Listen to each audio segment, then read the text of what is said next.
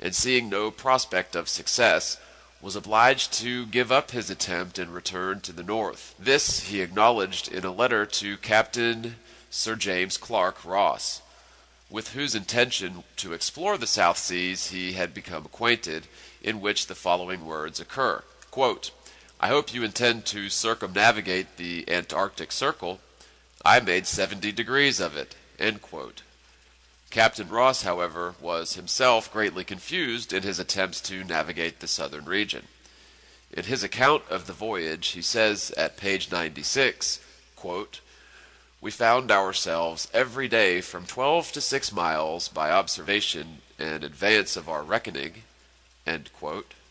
Quote, "By our observations we found ourselves 58 miles to the eastward of our reckoning in 2 days." End quote. And in this and other ways all the great navigators have been frustrated in their efforts, and have been more or less confounded in their attempts to sail around the earth, upon or beyond the Antarctic Circle. But if the southern region is a pole or center like the north, there would be little difficulty in circumnavigating it, for the distance round would be comparatively small.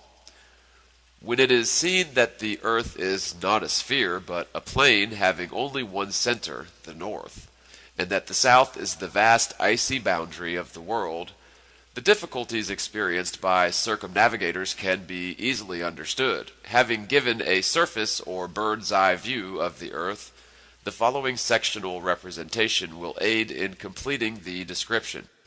That's figure 11. EE represents the earth, WW the great deep, or the waters which surround the land, and N the northern center, and SS sections of the southern ice. At the present description is purely zetetic, and as every fact must therefore have its fullest value assigned to it, and its consequences represented, a peculiarity must be pointed out in the foregoing diagram.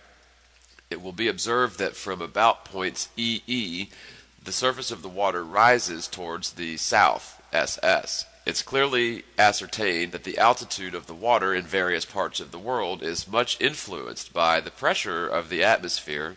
However, this pressure is caused, and it is well known that the atmosphere pressure in the south is constantly less than it is in the north, and therefore the water in the southern region must always be considerably higher than it is in the northern. Hence the peculiarity referred to in the diagram. The following quotation from Sir James Ross's Voyages, page 483, will corroborate the above statements. Quote, "Our barometrical experiments appear to prove that a gradual diminution of atmospheric pressure occurs as we proceed southwards from the Tropic of Capricorn. It has hitherto been considered that the mean pressure of the atmosphere at the level of the sea was nearly the same in all parts of the world, as no material difference occurs between the equator and the highest northern latitudes. The causes of the atmospheric pressure being so very much less in the southern than in the northern hemispheres remains to be determined. Thus, putting all theories aside, we have seen that direct experiment demonstrates the important truth that the earth is an extended plain, literally stretched out upon the waters, founded on the seas and established on the floods, standing in the water and out of the water.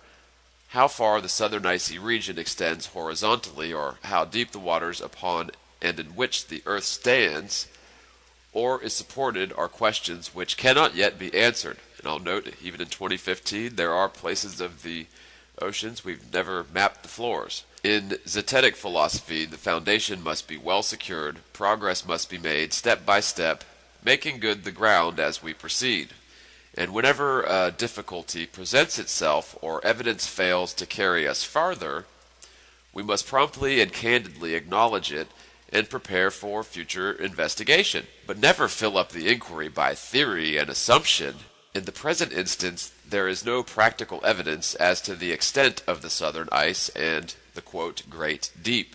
Who shall say whether the depth and extent of the mighty waters have a limit, or constitute the world without an end? Having advanced direct and special evidence that the surface of the earth is not convex, but on the contrary, a vast and irregular plane. It now becomes important that the leading phenomena upon which the doctrine of rotundity has been founded should be carefully examined. First, it is contended that because of the hull of an outward-bound vessel disappears before the masthead, the water must be convex, and therefore the Earth is a globe. In this conclusion, however, there is an assumption involved, visual, that such a phenomenon can only result from a convex surface. Inquiry will show that this is erroneous. If we select for observation a few miles of straight and level railway, we shall find that the rails, which are parallel, appear in the distance to approach each other, but the two rails which are nearest together do so more rapidly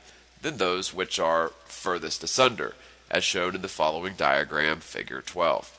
Figures 12 and 13. Let the observer stand at the point A, looking in the direction of the arrows, and the rails 1, 2, 3, 4 will appear to join at the point B, but the rail 5, 6 will appear to have converged only as far as C towards B. Again, let a train be watched from the point A on figure 13. The observer looking from A with his eye midway between the bottom of the carriage and the rail will see the diameter of the wheels gradually diminish as they recede. The lines 1, 2, and 1, 4 will appear to approach each other until at the point B they will come together, and the space, including the wheels between the bottom of the carriage and the rail, will there disappear. The floor of the carriage will seem to be sliding without wheels upon the rail 1, 2, but the lines 5, 6, and 7, 8 will yet have converged only to C and D. The same phenomenon may be observed with the long row of lamps, where the ground is a straight line throughout its entire length, as represented in figure 14. Figures 14 and 15. The lines 1, 2, and AD will converge at the point D, and the pedestal of the lamp at D will seem to have disappeared, but the line 3, 4, which represents the true altitude of the lamps, will only have converged to the point C. A narrow bank running along the side of a straight portion of railway, upon which poles are placed for supporting the wires of the electric telegraph, will produce the same appearance, as shown in figure 15. Talking about telephone poles. The bank having the altitude 1.13 and 1.24 will, in the distance of 2 or 3 miles according to its depth, disappear to the eye of an observer placed at figure 1, and the telegraph pole at figure 2 will seem not to stand upon a bank at all, but upon the actual railway. The line 3, 4 will merge into the line 1, 2 at the point B, while the line 5, 6 will only have descended to the position C.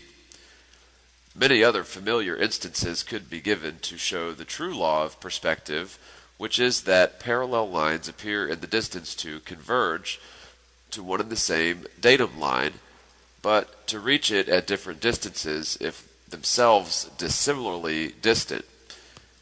This law being remembered, it's easy to understand how the hull of an outward-bound ship, although sailing upon a plane surface, disappears before the masthead. On figure 16, let AB represent the surface of the water, CH the line of sight, and ED the altitude of the masthead.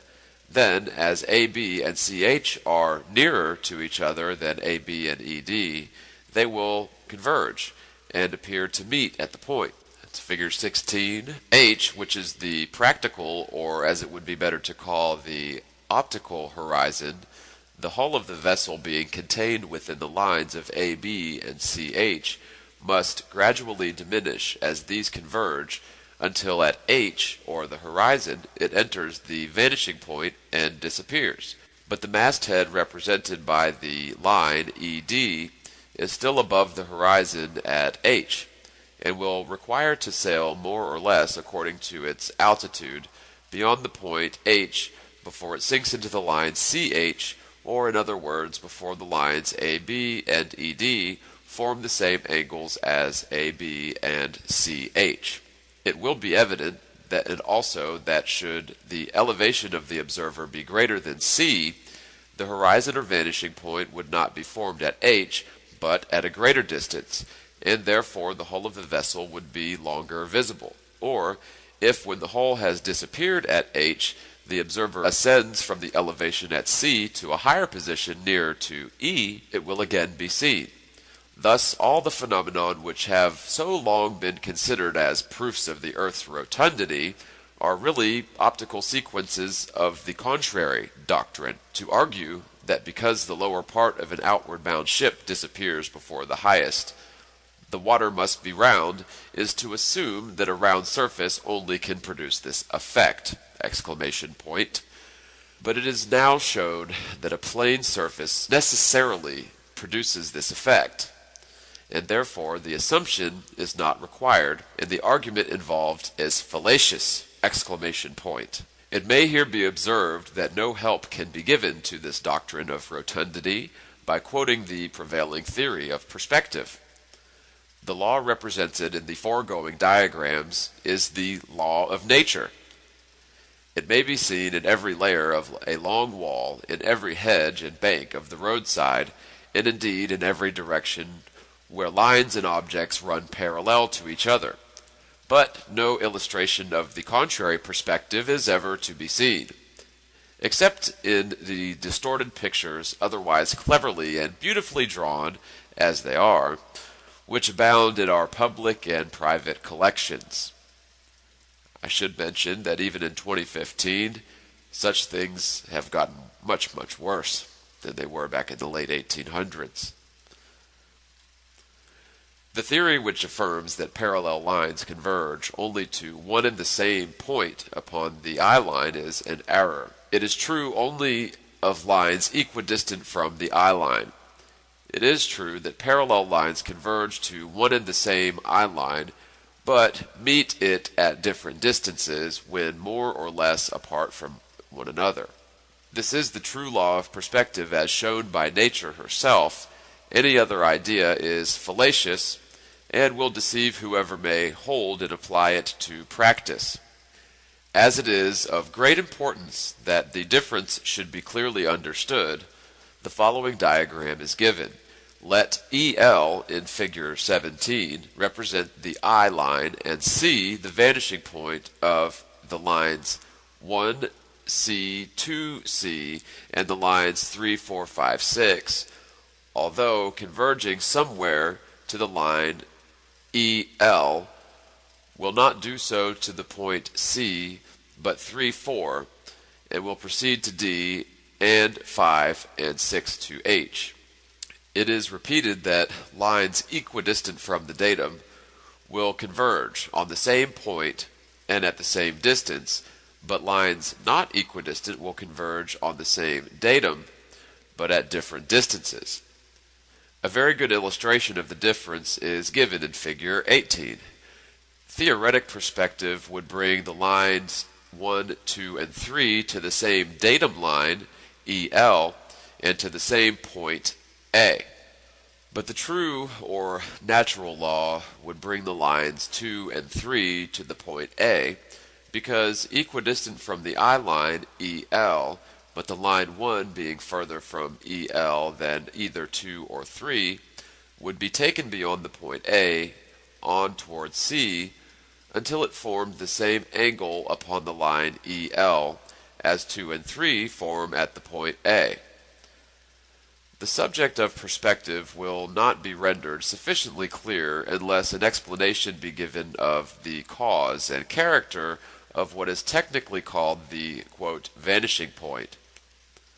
Why do objects, even when raised above the earth, vanish at a great distance? It is known and can only be easily proved by experiment that the, quote, range of the eye or diameter of the field of vision is 110 degrees. Consequently, this is the largest angle under which an object can be seen. The range of vision is from 110 degrees to 1 degree. Surface or bird's eye view of the Earth, the following sectional representation will aid in completing the description. That's figure 11. EE represents the Earth, WW the great deep, or the waters which surround the land, and N, the northern center, and SS, sections of the southern ice. Observations, we found ourselves 58 miles to the eastward of our reckoning in 2 days." End quote. And in this and other ways, all the great navigators have been frustrated in their efforts, and have been more or less confounded in their attempts to sail around the earth, upon or beyond the Antarctic Circle. But if the southern region is a pole or center like the north, and seeing no prospect of success, was obliged to give up his attempt and return to the north. This he acknowledged in a letter to Captain Sir James Clark Ross, with whose intention to explore the South Seas he had become acquainted, in which the following words occur. Quote, "I hope you intend to circumnavigate the Antarctic Circle. There would be little difficulty in circumnavigating it, for the distance round would be comparatively small.